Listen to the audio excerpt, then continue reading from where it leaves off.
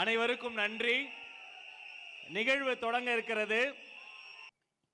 நமது நாட்டின் விடுதலைக்காகவும் நமது மக்களின் உரிமைகளுக்காகவும் தமிழ் மண்ணிலிருந்து தீரத்துடன் போராடி உயிர் நீத்த எண்ணற்ற வீரர்களின் தியாகத்தை எப்போதும் போற்றுவேன். நமது அன்னை தமிழ் மொழியை காக்க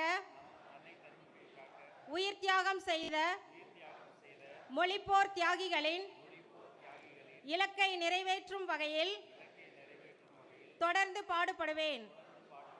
இந்திய அரசியலமைப்பு சட்டத்தின் மீதும் இறையாண்மை மீதும் நம்பிக்கை வைத்து அனைவருடன் ஒற்றுமை, சகோதரத்துவம், மத நல்லிணக்கம், சமத்துவம் ஆகியவற்றை பேணி காக்கின்ற பொறுப்புள்ள தனி மனிதராக செயல்படுவேன்.